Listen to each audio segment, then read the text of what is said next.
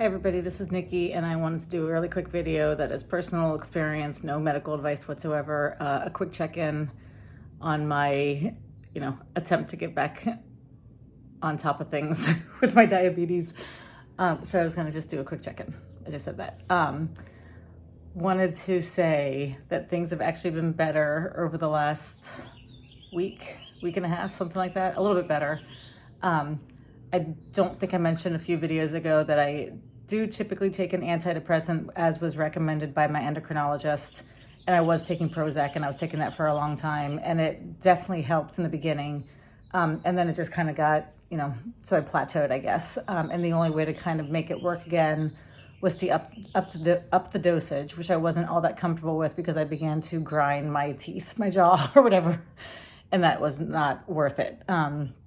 So it was either grind my jaw and be happy or be sad and keep all my teeth. So Cymbalta was recommended, and I have gone on the lowest possible dose of Cymbalta, and I've been trying to get that going, and I'm happy with that. So I think it's going okay. And I mention that because there is some medication going on in the background, and I think I need it. I really do think, I feel like I struggle a lot more when I'm not taking anything at all. And I think that's just the burden of the diabetes. And it does take a lot to get up every morning and go, okay, here we go again. So in a very low level of medication helps me do that.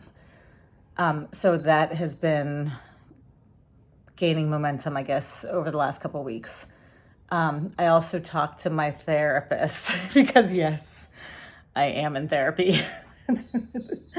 And she is wonderful. I also talked to her about food. And I mentioned it, 2 sessions ago. And I just said, I think it's time to talk about this because I'm feeling a little overwhelmed and a little bit concerned that maybe I've really, truly lost my willpower. And my entire life, I've been very used to when I set my mind to something, getting it done. And I feel like I keep trying this with the food, and I keep trying to get it under control, and it's not working very well. And sometimes, most of the time, when I do fail, not only do I fail, but then I seem to get worse after. So I don't know if you've ever seen Office Space, but when they're like, every day is the worst day. He's like, when every day is the worst day of my life. That's actually kind of how I feel about the food. I feel like not only am I not doing it right, but with every failure, it actually gets worse. And I laugh, but that was getting kind of scary because food is everything. And the ability to eat right really dictates my control, because it's not that I can't do a bolus for everything I eat. It's just that I tend to do more rage boluses. I tend to have to do tons more insulin, and I don't carb count, and I don't care, and I start throwing all the tools at it because I know enough not to want to be at a 400, and I know enough to not have to be at a 400, but I definitely am doing a roller coaster if I want to eat like that. So over the last few weeks, I'm looking at a few things. I won't get into my whole family history, but I'm looking at a few things, and I'm really trying to eat a little bit better, and to sleep when I'm tired rather than eat when I'm tired. And so my carb numbers have come down, and surprise, surprise, it's made for easier control. But it has not just been that my numbers have come down, like as far as how many carbs I'm eating. It has also been, I think, I did a little bit of a settings change, but kind of a rage settings change. There's a lot of rage going on here.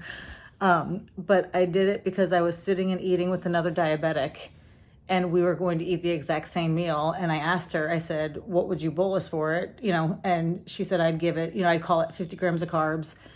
And we were both using the T-Slim and everything else. So we both put in 50 grams of carbs, and the bolus she was going to get was much higher than the bolus I was going to get. So there's a million reasons that can happen, right? Considering that she's in control IQ, I'm in basal IQ. And I mean, there's all the things it's taking into consideration. There's a million different reasons it could happen. But what occurred to me is that maybe I want to bump up my ICR and get more insulin for what I'm eating right now.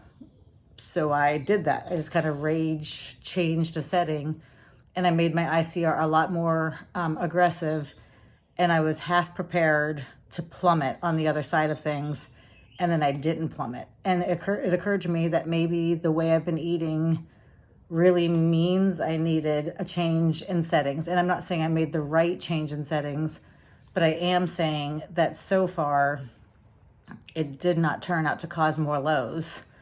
And it had been a couple of weeks, it had been a couple of weeks that I'd been at that setting. So it turned out to be a good thing. And now over the last 3 days, I'm back running again. And I've decided to train for a 10K, but not for a pace time. I don't care what time I do it in. I just want to try to get into a running schedule and do it reasonably, and not get hurt, and maybe run a race. That's the big goal, just not to hurt myself. And that's it's a big goal for me. So it's a huge goal for me. So my point is I'm going low now, but I did run today. And I do think that now, if I really do keep up the running, I might need to reevaluate that settings change again. And not that my carb ratio should have anything to do with the running, except that maybe the running is going to lead to some behavioral changes again, that and eating better. And maybe I don't want twice the insulin for my banana, maybe I did want twice the insulin for when I was having cake after pizza and right before tacos.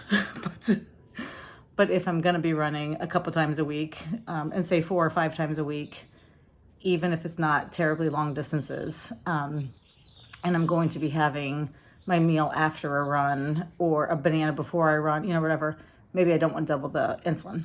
Anyway, so as Beaker says, it's like every day of your life is an experiment. I don't think Beaker said that. I think it's a meme. But that's it. I just wanted to check in and say that these are the things that I'm doing. And I'm kind of plugging on along, not making things worse. Okay, that's it. Thanks for watching. Sorry, it was bumpy. Bye.